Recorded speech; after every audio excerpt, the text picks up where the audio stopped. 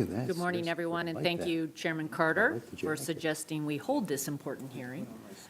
Today's hearing is an important opportunity to examine how we reduce our dependence on China and take steps necessary to maintaining American economic leadership for decades to come. An important step to achieving this is to significantly increase our domestic production and supply of critical materials, which are foundational to America's ability to manufacture goods like batteries, electric grid components, semiconductors, and advanced energy technologies, which are crucial to our economic and national security. If we fail, America will continue to be dangerously reliant upon others for these critical materials, especially adversaries like China, and vulnerable to supply chain disruptions and market manipulation. It starts with having an honest conversation about what has led us to where we are today and how we became so dependent on others. Only then will we be able to advance the solutions necessary to creating the regulatory predictability needed for mining, processing, and refining of these materials domestically. Ending our reliance on others, ensuring stable access to critical materials, boosting American manufacturing, and protecting America's economic future and national security. Over the last several decades, America's capacity to mine, process, and refine minerals has been decimated.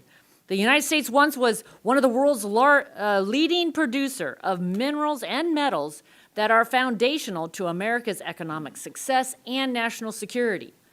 Today, more than 90% of those minerals are under the control of the Chinese Communist Party.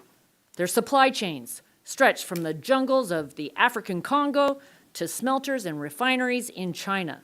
We've allowed them to establish a monopoly on the core components needed to produce the batteries powering our smartphones, computers, electric cars, and many renewable sources of energy.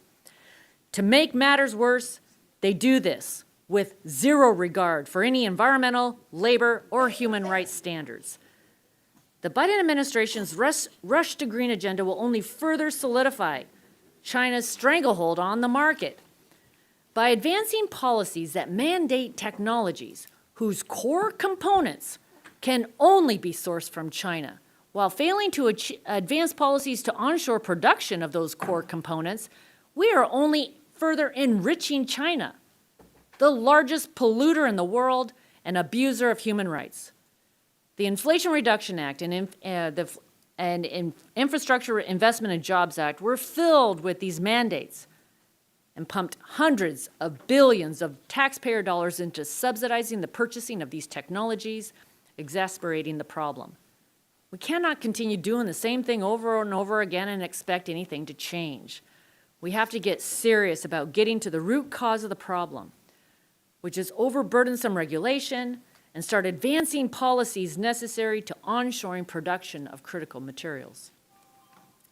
The U.S. has enacted the strongest environmental laws in the world, which have helped us clean up our air and water over the last half century.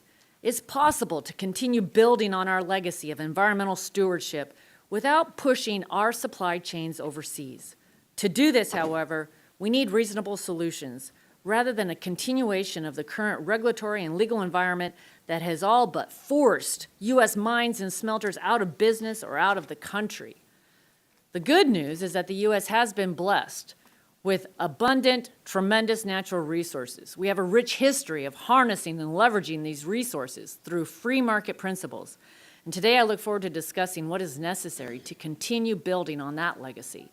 We do this by standing up for American values: free market competition, innovation, environmental stewardship, better aligning our environmental goals with the goals of economic growth and national security, and securing and growing our critical material supply chains to end America's dependence on our adversaries like China.